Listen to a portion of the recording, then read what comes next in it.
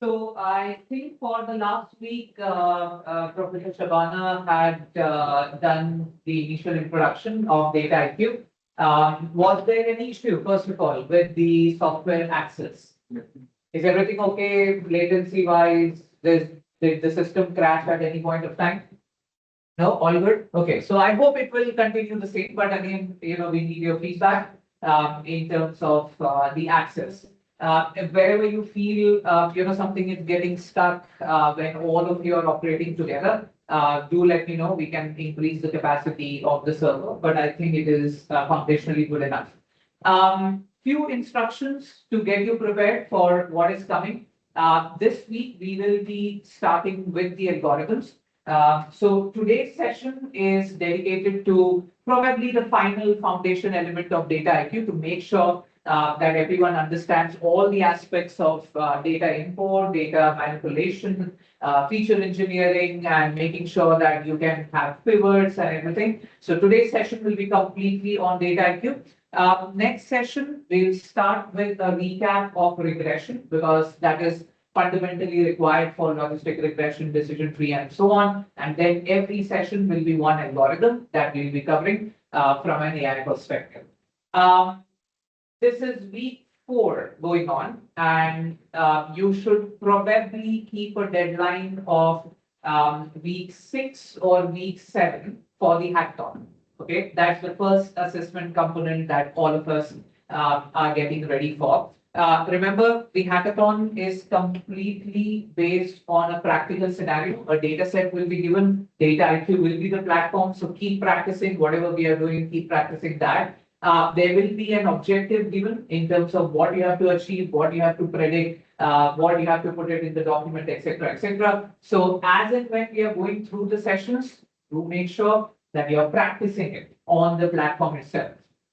There will be only one difference in the hackathon is for the data IQ, the software access, you will be given a different login ID and password. And I'll guide you through that in terms of how do you get access to the cloud platform. Come in. So, good morning. The one that we are using currently will not be used for the hackathon. It will be your personal accounts and everyone will have their own accounts. So the information cannot be shared, but the software still remains the same. Only the access will change, but slowly and steadily, I'll tell you about that access later. Also remember, for the main hackathon, there will be a practice mock hackathon, which is one session before the main hackathon, so that you get a feel of how to deal with it, how to understand where you're lacking, how you can improve. And also remember, hackathon is completely open book, open materials, and so on. The only thing that online students need to be careful about is if you are attempting the hackathon online, that the camera has to be switched on. And there is no other alternative or there is no other excuse because there is an on-campus option available. So if you are attempting the hackathon with camera switched off, it will not be considered as an assessment. So it is absolutely mandatory. Online students, this is particularly for you. If you are planning to attempt this online, there is online attendance possible, but then mandatory camera has to be switched on. So please do prep on whatever is needed. No excuses on that day, the camera is not working, it is faulty, etc. It will not be considered. The whole session will be recorded, which means your active camera mode will be recorded if you are attempting the hackathon online. I would always recommend attempt it on campus. There are any issues. If it is there, I can see it. But for the online, it's a risk that you are taking. But again, just make sure that the camera has to be switched on and it's a compulsory load. Is everyone okay with that? Yeah? Yes, sir. Okay. Any questions that you have before we get started today? Anything that you want to clarify about the module, about the assessment? Do remember there are two components, 40% for the hackathon and 60% for the main project, for which the data will also be released in another 2 to 3 weeks. All of you will have different data set that you'll be working on. I will brief you about what needs to be done in the final coursework. What is the final deliverable? Does anyone know the final deliverable for the 60%, what are you submitting? Is it a report, presentation? Presentation, and it's a recorded presentation. That's it. And probably the only extra deliverable other than the recorded presentation will be the PPT itself, which you will be using. But otherwise, it will be your video plus PPT. So no reports for the 60%. For the hackathon, there will be a report, but it's not report. It's like the answer to the question. So whatever questions are given, you'll put a screenshot, you'll show how you did it in Data IQ, write a few lines about the output, and then submit that document. You had a question. So in the 40% will get one data set and 60% also will get one data set. That's correct. That's 100% correct. So for the hackathon also, you will be given one data set, and all of you will have randomized data set, but overall the columns will remain the same. The data will be different, which means your output will be different, your model will be different, and everything will be different. But then the columns will remain the same. For the 60%, even that would change. So some of you, for example, might get airline related data, some of you will get oil and gas, some of you will get financial data, some of you will get telecom data, and it's different data set, but of the same complexity. So in hackathon, similar data set, but different values. In the main one, different data set altogether. But all of you will get one each. One different one for hackathon, different one for 60%. For the 60%, so we have to do a PPT, means we have to come in class and present the. No, it's recorded presentation. So you do on your own, you record yourself narrating the PowerPoint presentation, the screen and your face should be part of the video, which can be done in Teams. You can record a meeting and then download that video, or you can use screen capture, or you can use any other online tool. Some of you prefer using Kaltura, which is there on My Learning, can also be used. So anything, any tool that can capture your presentation. Yes, please. Good morning. Good time to be in. I'll show the final QR code once again. Those who have joined late can please sign into My Learning. We'll be doing Data IQ straight away.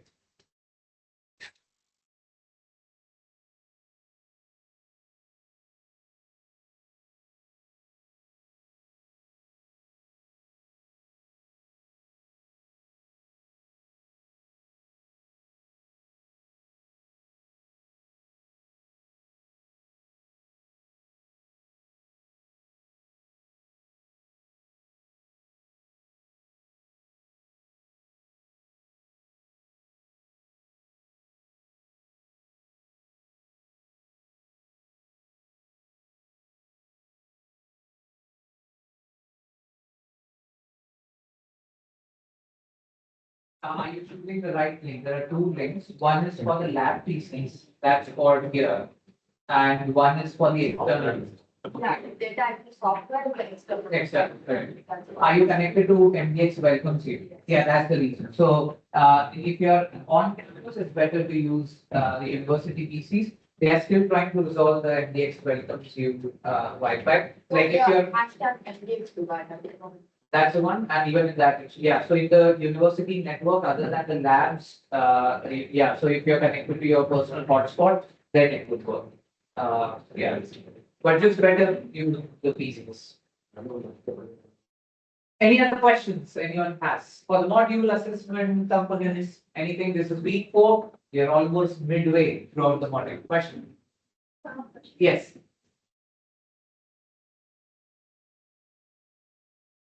So probably, so this is week 4 going on. By around week 6, we will be releasing so that you have around 3 weeks to 4 weeks to complete the full project. Yeah. So I'll try and release next week, but again depends on how much we have covered so far, so that at least while getting the data, you have an idea of what exactly is happening and what you have.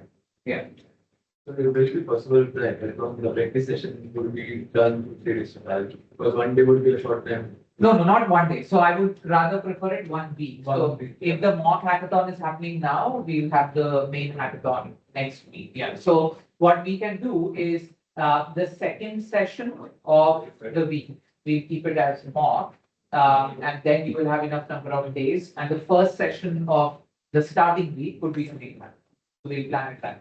And somebody just give the gist of how the hackathon. Oh, yes, yes. There'll be more pointers coming on what is there and what I is. guess that learning for me. I'm still learning. New for everyone, new for everyone. And you never had that sort of an assessment before. So you'll be given enough tips and tricks, don't worry. Yeah. Can we get the recording sessions for online session? So I haven't recorded everything. I've recorded some parts. So wherever the recording is done, you will see that in the chat itself on Teams. All the meeting links have its own recording wherever it has been recorded.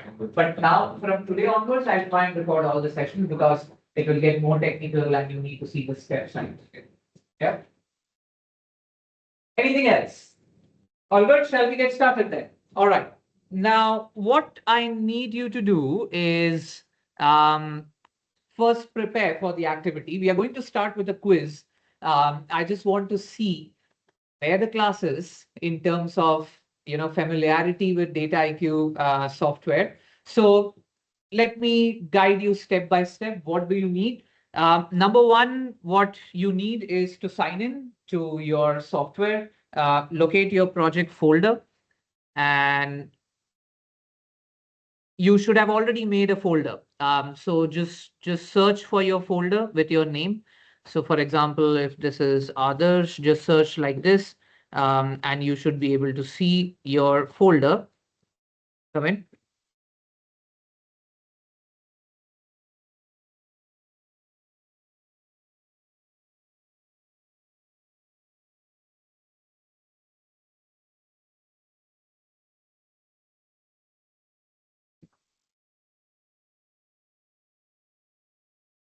And once you find your folder, make a new project, which is called quiz inside your folder. Just making sure that everyone make a new project. You can put today's date also or just write quiz so that you know this is regarding quiz. All of you should be comfortable now with making a project. Where are you? Yeah, you have already made, this is your folder, right? Or this is the new project? Okay, so it's better to create a folder. So what you can do is just go here. So if you can see, if you scroll all the way down, you have project folders, right? And see what, this is your folder, right? Okay, and this,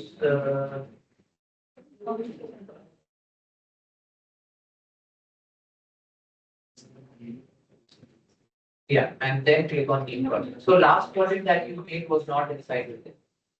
So now, so guys, always keep your folder intact so that whatever work you are doing, multiple projects is there in your folder. So you can access it at any point of time. So just click on new project and name it quiz. All good? Yeah. I'll give 5 minutes for everyone to settle down. I'll also create a new project, call it quiz. Online students also take note, always create all the folders, all the projects within the folder. So let me check some random folders. Aditya is in this batch. Yeah, okay. So let's see. Yeah, that's the way I want. So if you go to the folder, which is Aditya, you see there are 3 projects which are listed in the folder. So whatever you are doing should appear inside your folder. Keep on adding projects, multiple projects within the same folder. Okay.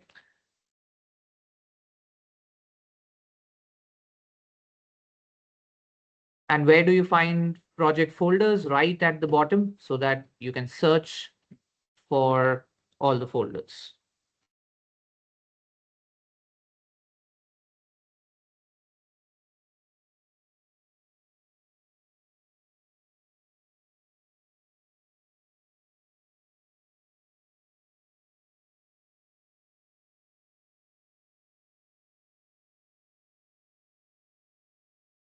Any questions from online students? Okay, all good. All right, now further to prep, anyone wants me to wait? Please let me know. All good? Everyone has created a new project? Great. Now, if you go to week 4 folder on my learning, you will see 2 CSV file. One is called cards1 CSV and one is cards2 CSV. Download both of them and keep it ready. download cards 1 as well as cards 2 separately. You need both the files for the quiz today.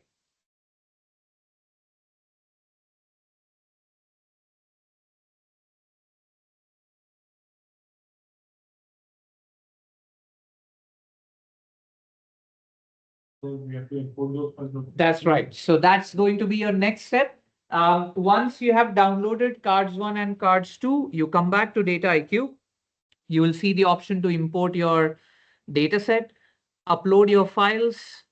Let's upload cards 1 and cards 2.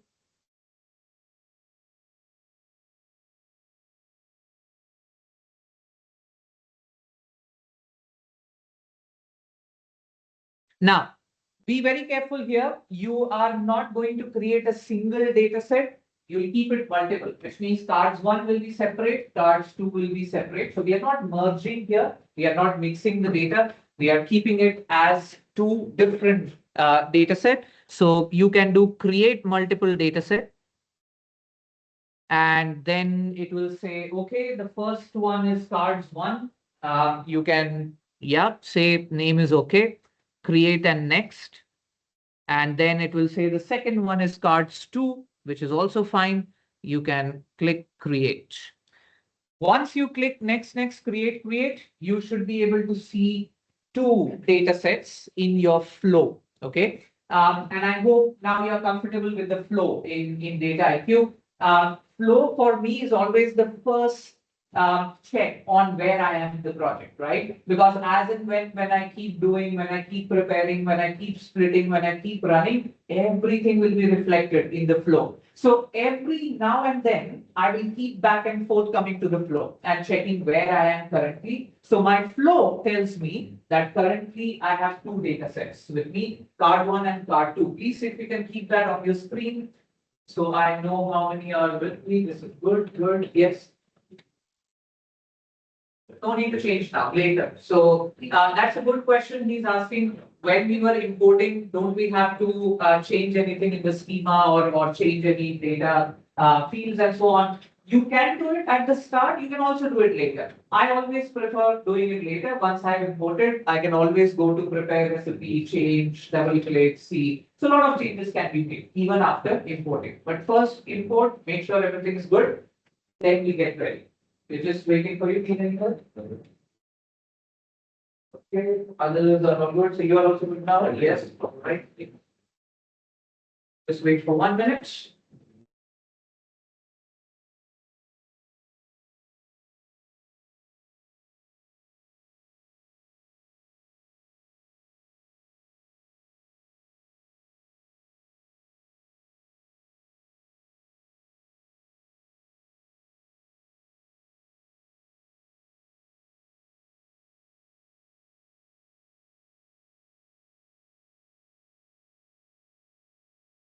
Okay, now what I'm going to do is I'm going to just tell you, what exactly, sorry, this.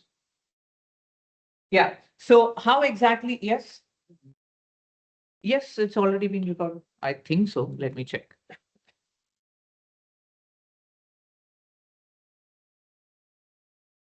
Yep, it's being recorded. Okay, now before you start, just have a look here on how I look at the options of Data IQ, and it's always something that you should be comfortable.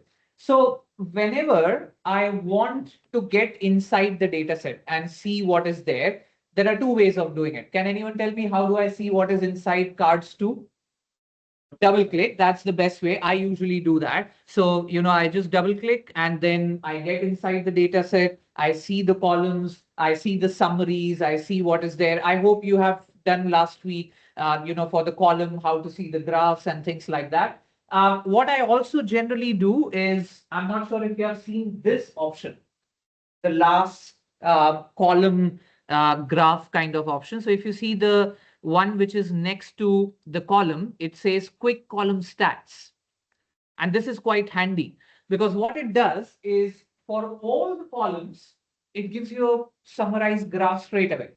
So, if you want to know anything, for example, if you want to know age, the FICO range, for example, I can see, oh, 5,348 are in bad category, 2,261 are in excellent. So, one snapshot can explain everything about all the columns. And it's a great way to quickly know about your data, to quickly know what is there and what. And this is one of the massive features of Data IQ, where it summarizes everything at one go. So this is quite important.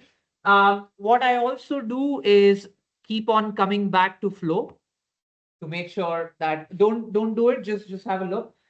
So again, I make sure, okay, the flow is right now saying that there are two data sets, card one and card two. Another way to get inside the data set is again on top. If you see data set option is there, where you can see how many data sets are currently there in your project. If you want to get into cards one, for example, you can click on cards one and get inside card one. That's another way. But usually I prefer double clicking it, making sure that everything is there from the flow. Few more things on the top menu. This green circle that you see will become super useful when we start running AI algorithms. So whenever we do logistic regression, decision tree, clustering, etc., all the AI algorithms will come in the green circle. So we'll see that a bit later. For those who are into coding, notebooks and web apps and everything is right here. Of course, dashboard and insights can be accessed. So just keep an eye on the top menu so that you get comfortable around the options. What else? Let's get inside cards one. Have you seen the feature of statistics? Yeah. Did you see the auto dashboard where it builds all the graphs automatically? Have you seen that? Yes or no? Yeah. So if you click on statistics and you create your first worksheet, you can ask Data IQ to automatically suggest all the charts, which is massive feature. So it looks at your data, it automatically builds the graph around, and then look at this. All the charts are ready. You can import whatever charts you want. You can select. So for example, if I want to select this, I want to also select this. I can say select the cards, and there you go. The dashboard is automatically getting ready. And that's why it's such an interesting tool, because it does a lot for you automatically. So it's a great tool for your second coursework, where you will do the full life cycle. And in the early stages, you will do a lot of graphs, you will explore and so on. This will get you the graphs directly, see which one is relevant, which one is important for what you're exploring. I can come back to explore, and that's where my data itself is.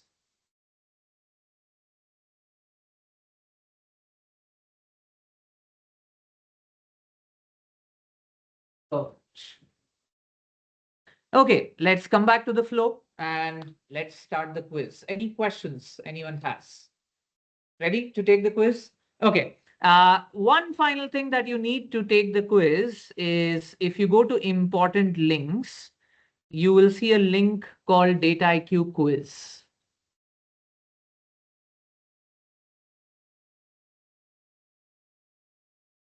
Okay, that should take you to a form that you have to fill.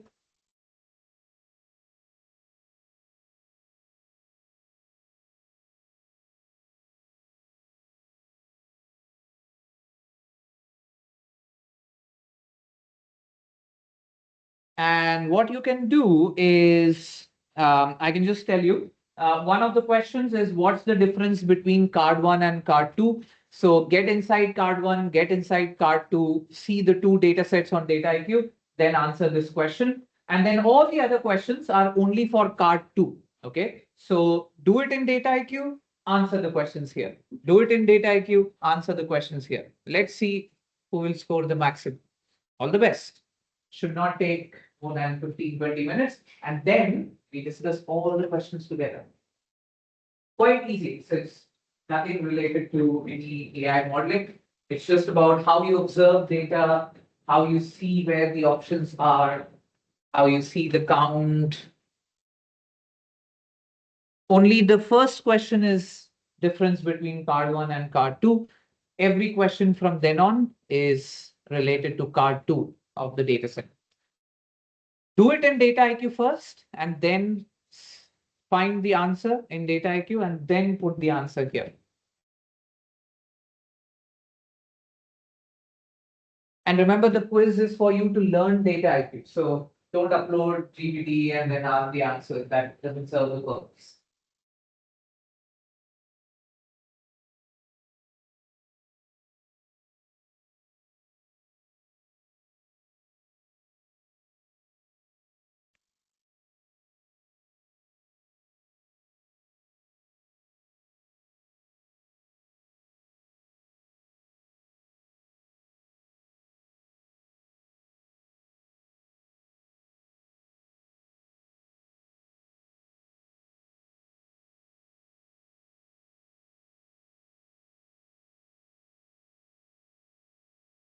We'll keep a timer of 15 minutes max. 10 minutes should be okay. And then we'll discuss all the questions one by one.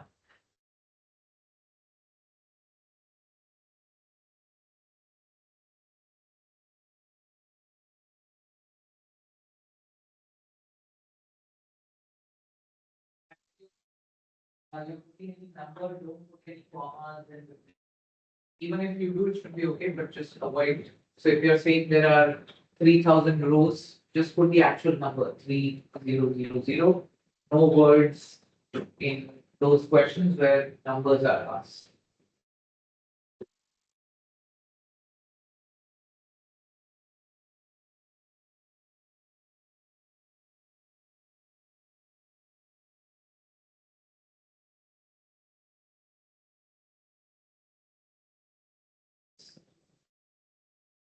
Okay.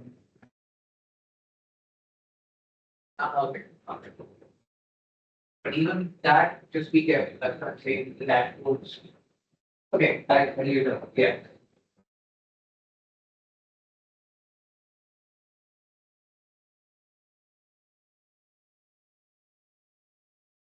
In fact, there is a small trick in the quiz, and the problem is if you know the trick, you'll get everything right. And if you miss out that small detail, everything might be wrong. So observe everything, see what data it is telling you, take right. I have seen before also. First class, okay, but you're there online.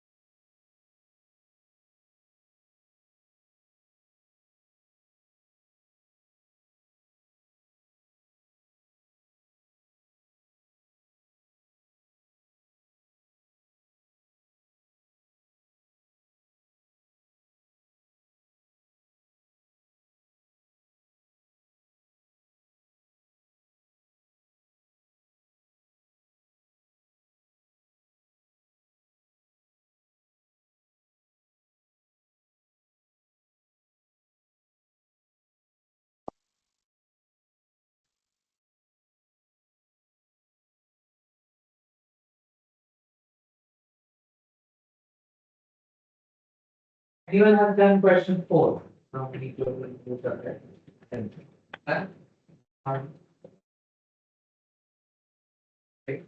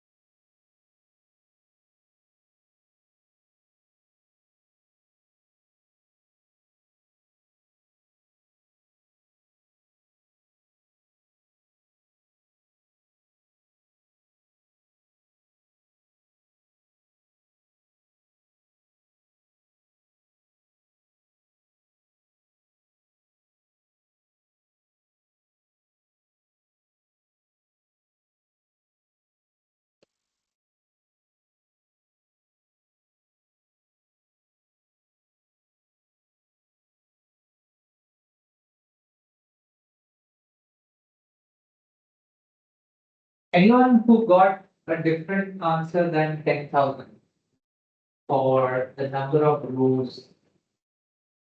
Good answer?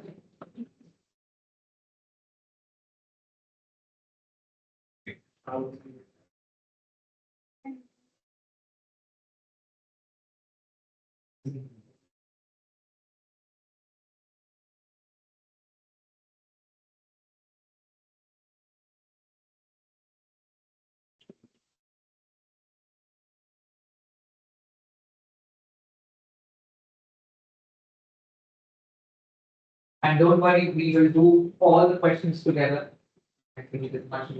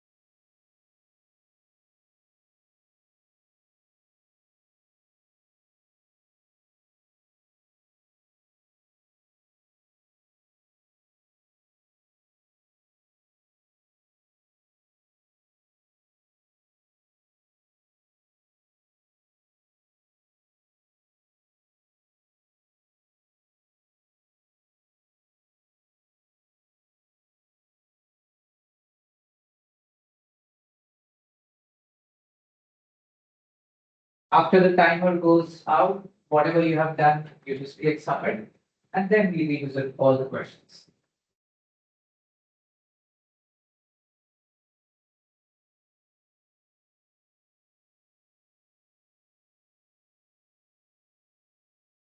Yes.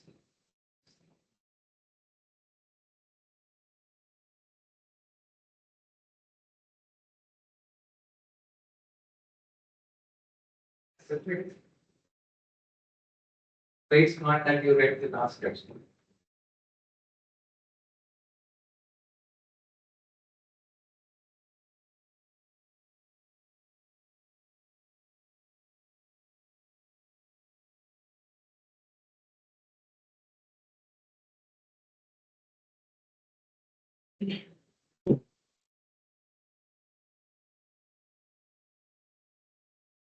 And remember, the quiz is only for you to get more familiar with data IQ. It's not the objective of doing a quiz per se, but the more you get comfortable with initial data handling, AI will become much more easier. That's why we are doing what we are doing today.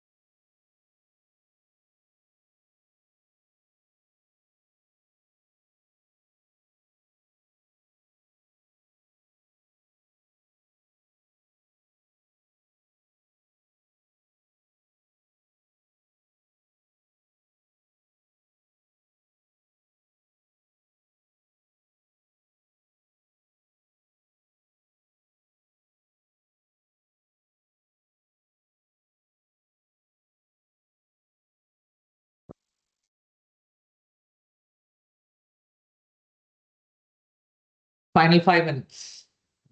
Whatever you finish, just click submit at the end of the time. See the scores.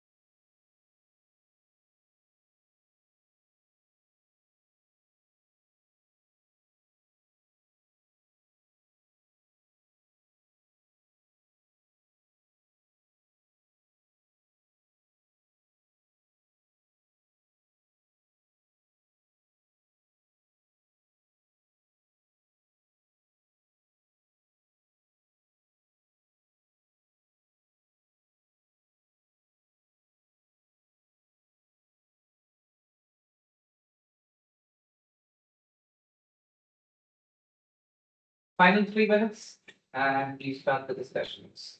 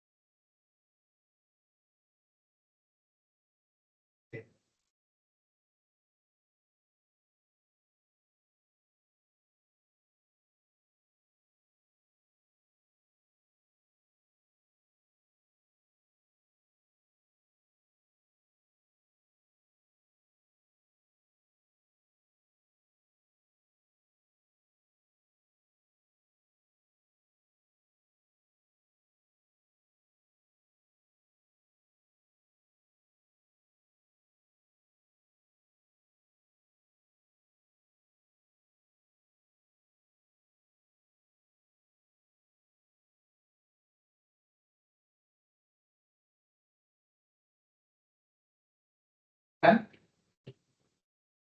Underscore person. How much is that for the person?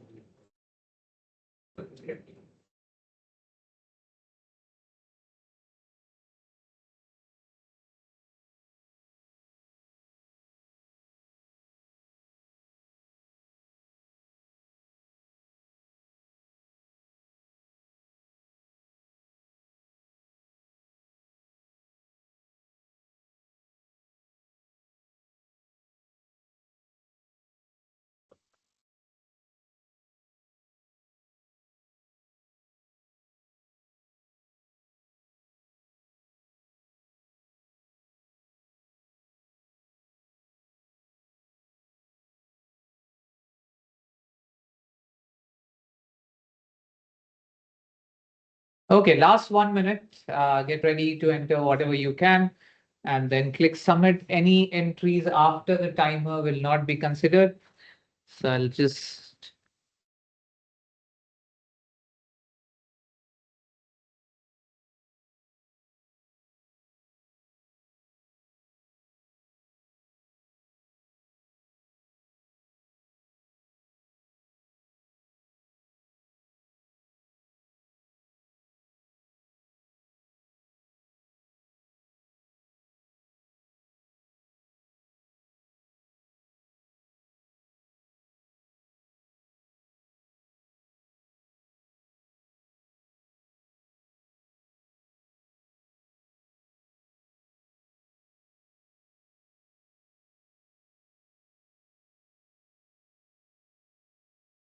All right, so the time is up. Whatever you have done so far, click submit.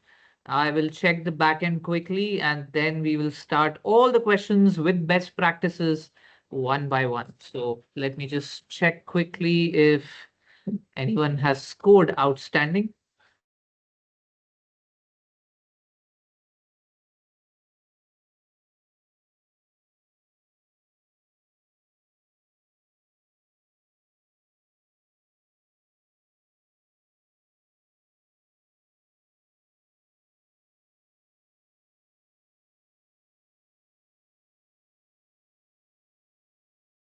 Dawar Khan is here or online. 6, 4, 20. Yes, hello. Yeah, you have scored 6, which is good. Thank you, sir. Hifsa is here. Yeah, 7. Interesting. Yeah, one of Probably them, you got a clue of which questions were wrong. Okay. Yeah. So majority have got around 1, 2, 3, which is okay. And I told you there was a trick over here. And if you miss the trick, you probably miss almost every question. And I don't blame you, but that's more about understanding the software and observing a lot of things. Okay. So let's get started one by one. So let me put up the screen again. First of all, I'll share some of the best practices, some mistakes that I see some of you are doing, how to avoid those mistakes, and so on. So I'll share the screen now.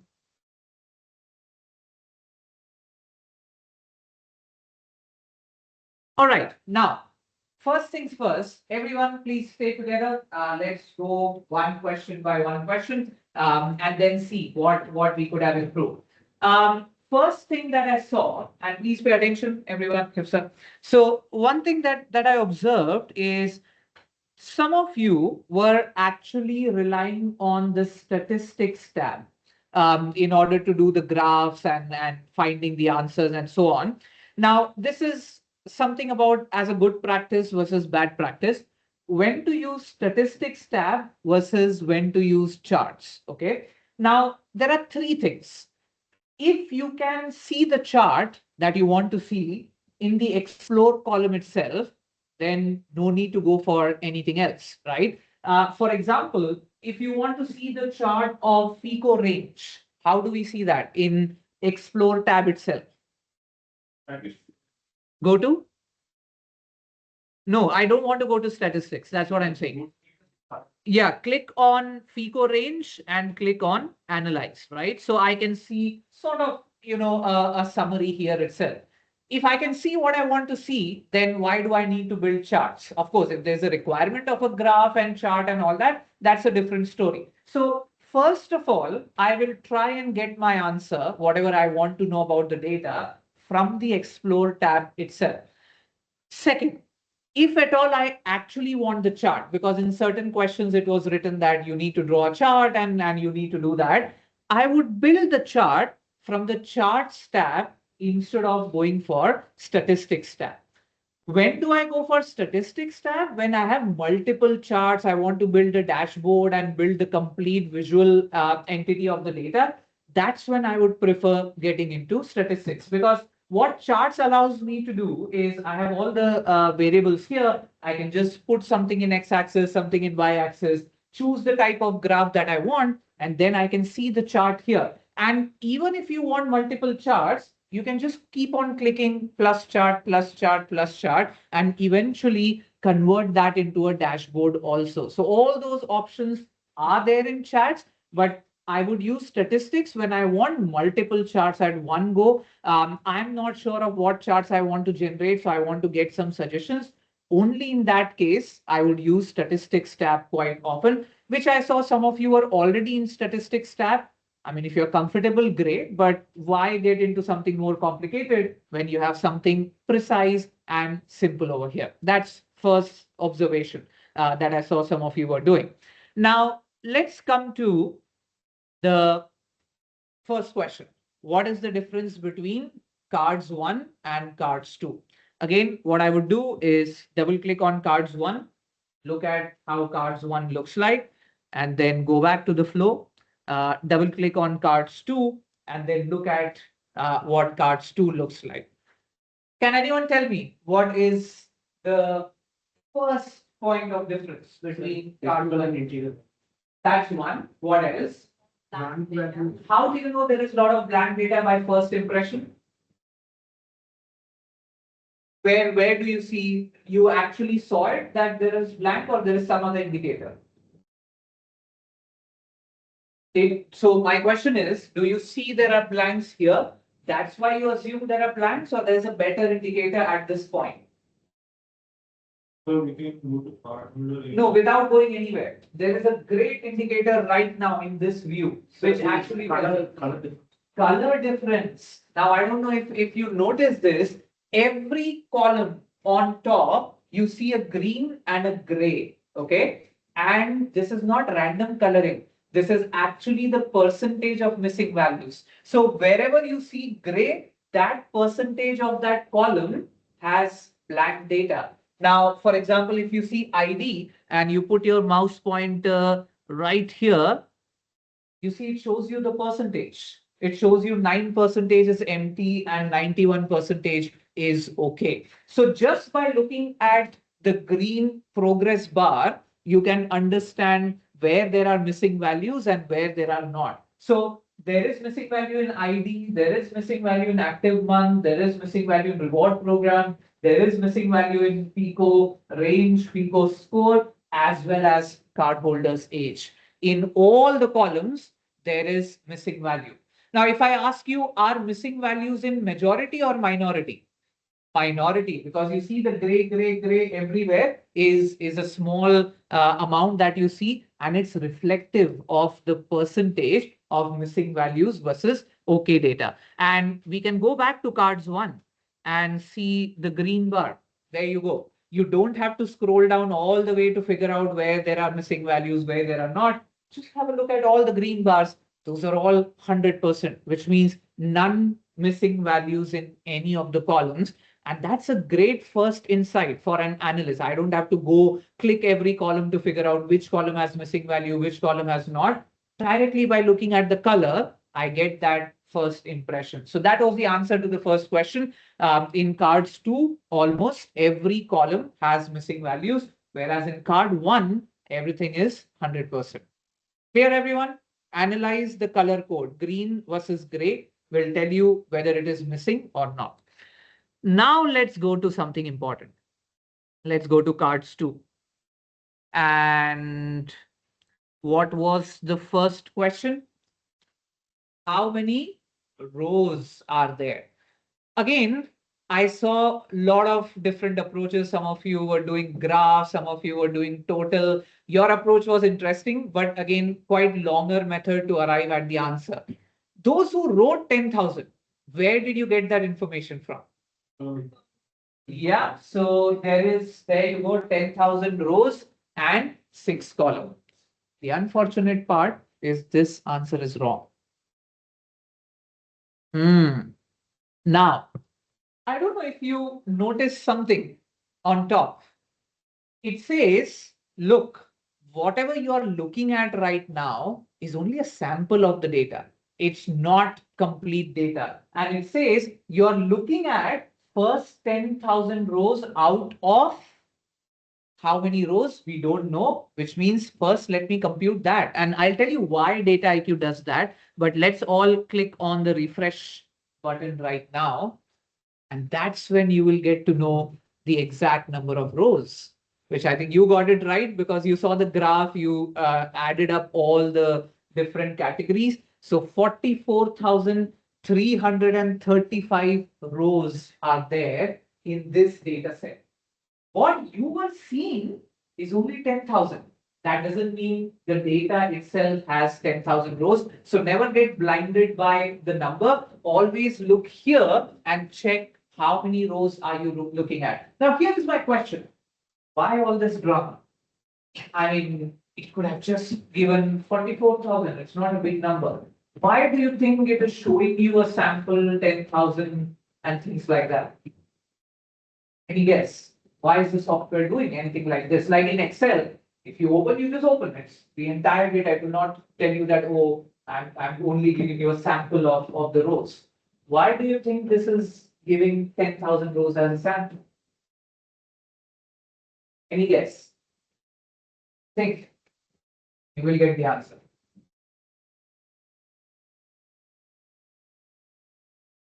No? What advantage do you get when you see less?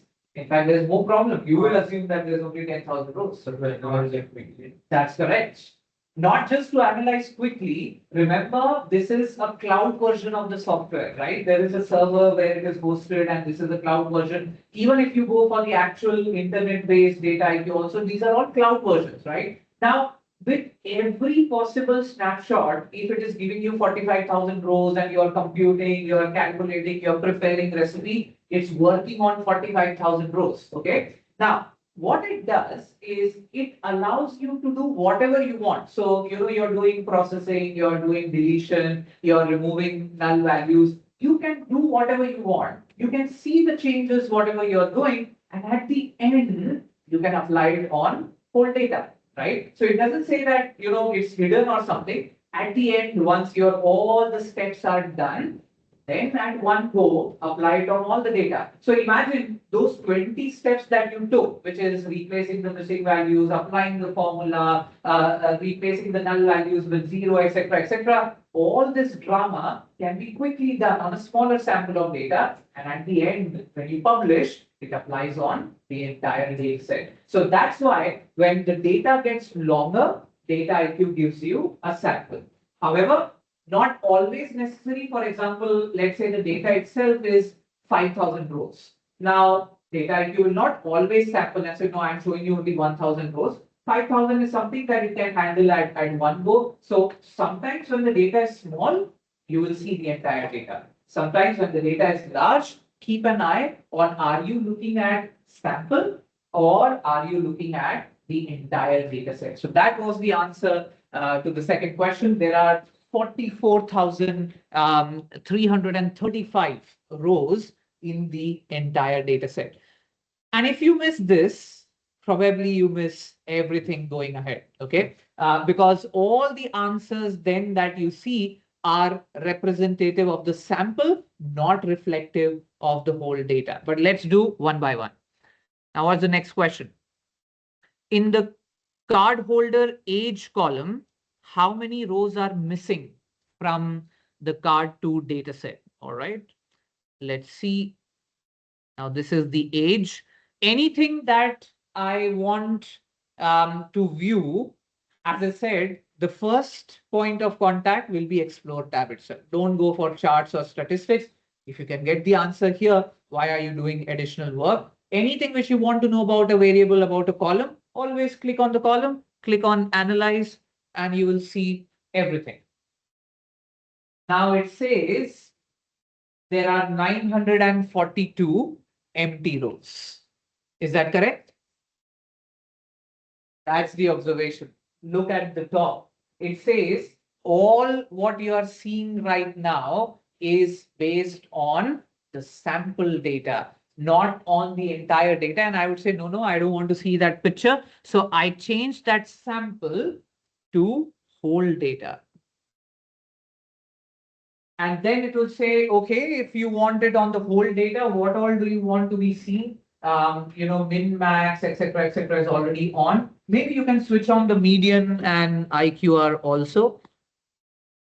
Everything you can just switch it on. And that's it. You can click save and compute. So now it will work on the entire data. So whatever statistics, whatever computation and all these things it is doing, it will do it on the entire data set. And that will take some time now because all of us are doing together. But otherwise, if you are 10 users doing it at one go, it will even do it more quickly. And now there are few more issues. But before we get into that, now let's click on categorical. And now it says there are 4,277 empty rows in H. But we still have problems. And what is the problem? That's right. Now, if you see numerical, it has not given me anything. It has not given me age. It has not given me, it has not given me median, minimum, maximum, etc. There are no numerical computations that I can see. And it also gives a reason that there is a problem in your data storage, because of which I cannot do all that computation for you, which means it's time to go back to our data and check how the data is stored. Okay. Now, do you understand the difference between the black and blue? So the black says it is string and the blue says it is decimal. Do you understand how data IQ does the color coding? What does black indicate? Originally, the data is stored as a string. It is being inferred as a decimal. So inference is not a problem. Yes, you can infer it as a decimal, but the problem is in the black, which means it should not be stored as a string. Now, there are again few things that you need to be a bit smart about. Ideally, given that this is age, how would you change string into? Let's see the options. If you click on string, what should be the most suitable data type for age? Should be integer, but now there is a problem. Because it interpreted as string, there are the decimal places already, .0, okay? And if you put integer where there is already a .0, then there might be a problem. So just to play safe, what you can do is choose between double or float, which are the decimal points. Double is generally used for longer decimal places. Float is generally used for smaller decimal places. And in this case, we don't expect longer decimal places. In fact, all the decimal places will be .0 because this is age. So I can choose float instead of string. And I can click on OK. If you want, you can do refresh sample also so that it applies on the sample. So now my stored data set is float. It is inferred as a decimal. Everything looks okay. And now if I go to age and analyze, you see all the results are ready. Now you see minimum, maximum, mean, median, standard deviation, everything that you need. And remember, this is still on sample data. So if you want on the whole data, again, you click on whole data, and then you can click on compute.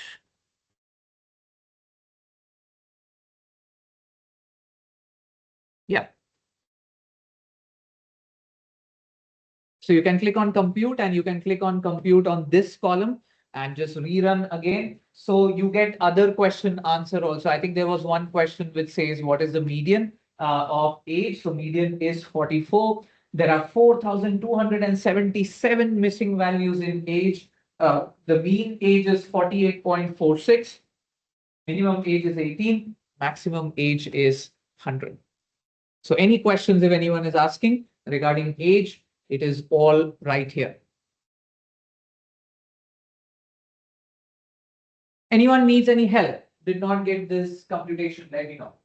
Make sure you are doing it on whole data and not sample data. Sample is only 10,000 rows, so that's not what we want. We want on the entire data of 43,000. So 4,277 are empty, 40,000 are non-empty. All the statistics are available here. All good? Okay, now let's move to other questions. How many excellent values are there in FICO range? I think that's pretty straightforward. Mean of age we have already done. Median of age we have already done. Now let's come to this one. And everyone pay attention here. Draw a bar graph to show the count of FICO range and report the count of fair category. Okay. Now let's do this. So this is FICO range. Okay. Now, first of all, I don't need to draw the graph if analyze can tell me everything. So that is one way. But let's do the graph so that you also see in the charts how we can build the graph and how we can use some of the advanced features in the graph itself. So let's go and click on charts. All the fields are here. You can choose the type of the graph that you want. A lot of options are available. You have pivot table, you have bar graph, you have donut, pie, mix, KPIs, everything, just like Power BI. But again, I wouldn't rate Data IQ amazing from a dashboard point of view. Power BI still remains useful. But given Data IQ does everything else, you can do the dashboards also inside Data IQ. So it's like a one platform solution. But independently for visualization and for graphs, Power BI still remains number one too. Okay. So let's keep the default vertical bars. And let's say in the x-axis, we do FICO range. I'll just drag and drop. And in the y-axis, there is a field called count of record. So it will count for each category.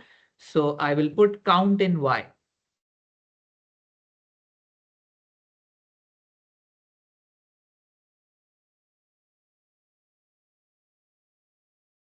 So that gives me a nice graph of how many are there in each. And if I put my mouse pointer on individual graph, I will get to see the numbers. So fair is 946, excellent is 2261. But is this the correct graph? That's correct. So you see what it says. This is sample of 10,000 records. I just want to see if everyone has got the graph right. Yeah, okay, all good, all good. Okay, good here. Nice. Fantastic. You look very comfortable. This is good. So the only thing you need to be careful is it says, be careful. This is not the actual graph. This is sample, and it's giving that warning. And the sample is 10,000 records. And obviously, once I know this is sample, let's click on sample and see what are the options for the sample. Okay. Now, the moment you click on sample, it is saying use the same sample as explore. When we were in explore, what was the sample? 10,000, right? So it says use the same sample as explore. I would say no, don't use the same sample. So let me remove this. I would say no, don't use the same sample. Then it says, okay, if you don't use the same sample, what is the sampling method that you want to use? Can anyone suggest? No sample. And that's why I said I want whole data. And now you can save and refresh. And now your data changes, your chart changes, and now you can see 44,335. That's why it's important to know how many rows are there. So you know what kind of a graph you are seeing. Are you seeing it for a sample data? Are you seeing it for the entire data? And now can anyone tell me how many are there in the fair category? Let's check. 4313, that's right. By the way, you can also change a lot of formatting of the graph. So if you click on format, there is a values tab which you can switch on. So you can put the values on the graph itself. You can change the color. You can have grid lines. You can have all the formatting that you want with the graph. All those options are always there. And now let's hit the last one, which is, okay, for the same question, they are asking to do a sample of first 20,000 records and then answer the same question. Can you do this and tell me now? So what I want is it's the same graph, but it should be on first 20,000 rows and then report how many? 1975. Is everyone getting that? Yeah, perfect. You guys are amazing already. So let's check.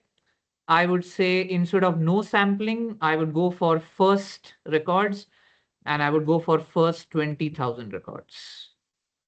And then I can save and refresh.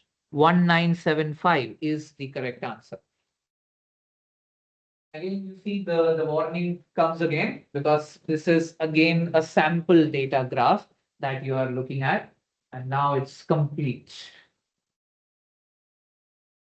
And why this sampling is very important, because as we go further in AI modeling, we'll do a lot of sampling. So we'll have a test data, train data, we'll randomly select, sometimes we'll sequentially select. So there are a lot of methods of sampling, and it's good to kind of understand that sampling scenario right now. So this makes me pretty happy. I think last week all of you were focusing, so you're pretty comfortable. I don't have to help anyone much. What we will do now is we'll take a break. Once we come back, we will do something interesting. Just your final touch on data IQ. You remember the bank exercise which we did? Yeah. We will repeat the exercise on data IQ. We'll do task 1, task 2, pivot tables, everything inside data IQ. And again, we'll understand some of the minor things which will make you even better with data handling. And once you're done with that, you're good with data handling, importing, etc. And we can start the AI modeling part. Any questions from anyone? All good? All right. So close to 10:45, sharp 11, we'll be back. Okay. Thank you. Attendance, I had put you're late. Okay. So after the session.